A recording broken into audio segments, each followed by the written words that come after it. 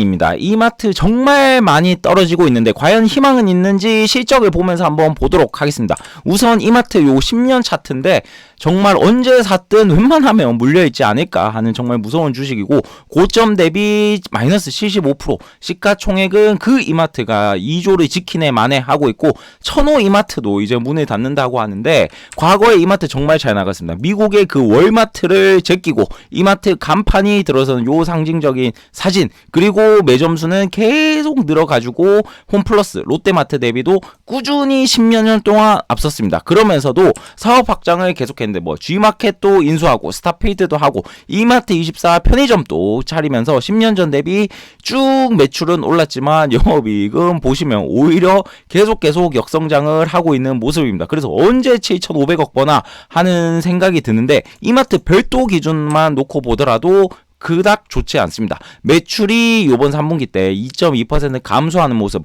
그나마 좀 안 좋은 점포들, 좀 안 나가는 것들 줄 거 줄이면서 이익은 개선했지만, 이 매출이 조금 줄고 이익도 뭐 조금 개선된 거, 이거 뭐 크게 성장도 못하고 있는 모습이고, 그래도 대형마트는 축소하고 있는 게 시대적인 변화일 수 있습니다. 이마트 잘못 맛은 아니기 때문에 다른 확장 사업들에 대해서도 한번 봐야 될 것 같은데, 먼저 이마트는 유통업이기 때문에 온라인 사업을 크게 내세웠었죠. SH닷컴에다가 21년도 G마켓을 무려 3조 4천억에 인수를 했습니다. G마켓이 영업이익이 850억이었습니다. 근데 이거를 3조 4천억에 인수를 했으니까 뭐 PR로 친다면 뭐 40, 이거를 이 돈 주고 샀어야 됐나? 라는 얘기들이 굉장히 많았었지만, 그래도 신세계에서 얘기했던 거는 우리 시너지 효과를 내겠다. 이거 두 개 하면 우리 이제 네이버에 이어서 2등 아니냐. 이렇게 이커머스 시장이 많은데 우리 여기서 앞서 나가겠다라고 얘기를 했습니다. 그래서 인수를 하자마자 기가 막히게 갑자기 그 돈을 잘 버는 기업이 적자 전환을 해버리기 시작했습니다. 물론 뭐 기업이 두 개를 합치면서 대규모 채용도 하고 뭐 신세계랑 이것저것 합치다 보니까 그래 뭐 적자가 됐다고 칩니다. 그러면 매출도 봐야 되는데, 매출이 오히려 이번 3분기에 또 한 번 감소해버렸습니다. 시너지가 아니라 G마켓도 그렇고 신세계도 그렇고 같이 매출이 하락해버리는 모습이었고, 영업이익은 뭐 조금 개선했다고 하지만 여전히 적자폭을 벗어나지 못하고 있는 모습이고, 이미 우리나라 이커머스 시장이 네이버 쿠팡으로 거의 양강체계로 굳어지고 있고, 쿠팡이 뭐 앞서고 있다, 쿠팡은 이미 흑자 전환했다라는 얘기가 들리는데, 여기서 SSG가 살아남을지 사실 잘 모르겠습니다. 보시면 이미 매출액 기준으로도 역전을 당했고, 뭐 앞으로 재택근무도 사라지면서 직원들을 더 좋아서 어떻게 한다고 하지만, 뭐 사실 재택근무가 사라지든 말든 고객들은 관심이 없고 정말로 제대로 된 시너지를 내야 될 것 같습니다. 그래 뭐 쿠팡이 이렇게 빨리 흑자 전환하고 이렇게 빨리 자리 잡을 줄 옆 동네 롯데도 사실 모르긴 했습니다. 롯데 2-3년 전쯤에 우리는 쿠팡과 경쟁하지 않겠다, 이렇게 적자를 냈는데 무슨 경쟁이냐 했는데 정말로 이 말을 잘 지키고 있습니다. 정말로 경쟁을 하지 않고 있죠. 그러면 다른 자회사들도 한번 보도록 하겠습니다. 뭐 성장하고 있는데 이마트24 잘하고 있냐? 편의점 같은 경우가 이미 대형마트 거래액도 이기고 이제 뭐 백화점과 비슷하기 때문에 오프라인 유통에서 1등 정도의 거래액을 보여주고 있다라고 하는데, 이마트24 작년도에 그래도 드디어 10년 만에 소소한 흑자 전환 88억을 했습니다. 하지만 다른 GS, BGF, 세븐일레븐 매출액 느는 속도나 이마트24 느는 속도가 크게 차이가 나지 않아 보이고, 심지어 이번 3분기에는 편의점이 적자를 내버렸습니다. 아니 GS, CU 그 적자를 낼 수가 없는 구조인 것 같은데 어떻게 적자가 났을까라고 IR 자료를 보면 뭐 마케팅 비용이 좀 증가를 했다고 하는데 사실 고객 입장에서 어디 쓰고 있는지 모르겠고, 편의점에 집중하고 있을 때 뭐 밀키트에 집중을 하고 있다고 합니다. 요즘 대세라고 하는데 잘 모르겠지만 앞으로 대세가 되기를 제발 바라고, 그러면 쫙 펴놓고 유의미하게 성장하고 있는 자회사를 한번 찾아보도록 하겠습니다. 보시면 SCK 컴퍼니 그래도 15% 성장에 이익도 올라가고 있는 모습, 그리고 신세계 프라퍼티 12% 성장, 그리고 호텔앤리조트 정리를 하면 요 세 개들은 그래도 전체 매출에서 파이는 적지만 그래도 잘 성장을 해주고 있는데, 하나씩 본다면 신세계 프라퍼티 같은 경우는 여러분들이 아시는 그 스타페이드입니다. 스타페이드는 그래도 하남 또 자리 잡았고 여전히 다른 곳도 확장하면서 잘 자리 잡고 있는 모습인데, 그래도 정용진 백화점 경쟁사는 유통업이 아니다라고 얘기를 했던 적이 있죠. 그러면서 복합 문화공간, 여가공간으로 만들어야 된다라고 얘기했는데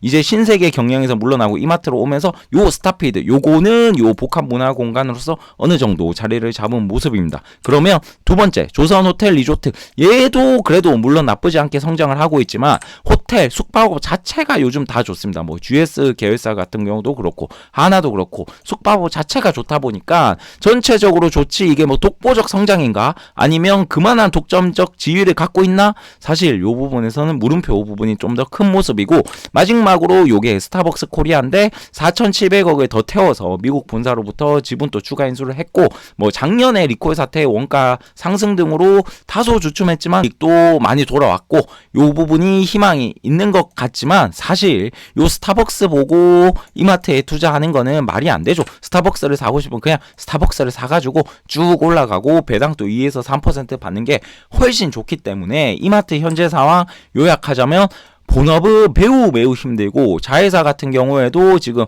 이커머스 3조 4천억 투자를 했는데 이게 너무 힘들고, 그나마 뭐 호텔 스버 스타피드 이게 조금 좋지만 이게 감당할 수 있는 수준이 아닙니다. 그러다 보니까 부채 비율도 계속 올라가고 있고 빚은 쌓이고 고금리에 정말로 돈이 없어지다 보니까 계속 이마트들을 팔고 있죠. 이마트 팔고 뭐 마곡동 부지 팔고 신세계 라이브 쇼핑 팔고 리조트 팔고 이러고 있는데, 라이브 쇼핑을 언제 누구한테 팔았냐? 요 여동생에게 헬프를 쳤습니다.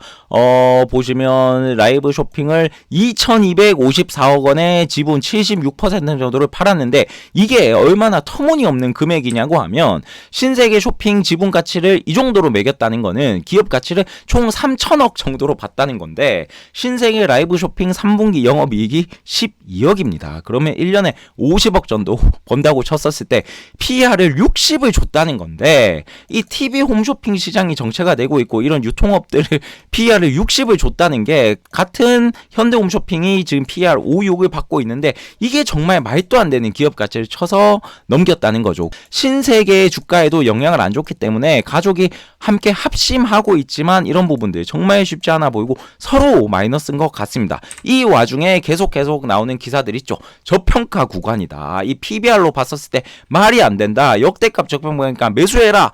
하지만 가진 땅이 많고 자산이 아무리 많아도 주주환원 보시면 배당 성향 이제 정말 돈이 없기 때문에 뭐 5%가 나오고 있는데, 이러면 의미가 없고 기업은 더 역성장하고 있기 때문에 PBR 1이 0.5가 되고 0.5가 0.2가 된 상황입니다. 국내 유통업 사실 뭐 백화점이나 마트 이런 부분들은 대부분이 PBR이 0.5 아래에서 형성되어 있는 경우가 많습니다. 그렇기 때문에 뭐 가진 땅 보면서 PBR로 저가 매수 이런 것들은 정말로 신중하셔야 될 것 같고, 오랜만에 증권방송 종목 상담을 본다면 요 이마트 요 상담을 했던 시점이 한 5개월 전인데 신저가에서 거래량이 많이 터지고 있다고 합니다. 정말 황당한데, 신저가에서 도 물려고 나도 물려있기 때문에 어떻게 됐냐고 하면 요 부분에서 개미들만 팔고 돈 많은 사람들은 사고 있다고 했습니다. 그래서 정확히 그 방송에서 찝어준 요 시점이 외국인 보유 비중이 44%였고 떨어져서 지금 외국인 보유 비중이 24%까지만 됐는데도 계속 여기서 그냥 뇌피셜로 한다는 소리가, 돈 많은 사람들은 사고 있으니까 절대 물량 뺏기지 마시라 라고 얘기를 했고, 그러면서 또 한다는 소리가 요 화면을 정확하게 펴놓고 기업은 안 좋은 게 아닌데 분위기만 안 좋게 만들어 가고 있다, 외국인 기관들이 라고 얘기를 했는데, 아니 요 화면에서 매출 떨어지고 이익 떨어지고 부채 비율 쌓이는 거 이거 보고 있으면서도 어떻게 분위기만 만들고 있다라고 얘기를 할 수 있는지 정말 이해가 안 되고, 제발 이런 거 믿지 마시고 그냥 구글에다가 이마트 실적 한마디만 치시더라도 요렇게 딱 뜨지 않습니까? 그러니까 이런 증권방송 종목 상담 절대 믿지 마시고, 방금 방송은 정말 참고도 하지 마시고 여러 가지 내용들 참고하시고 자료들 스스로 보시면서 성투하셨으면 좋겠습니다. 이마트 다시 한번 부활했으면 좋겠습니다. 이상 천호김이었습니다. 구독, 좋아요 부탁드립니다.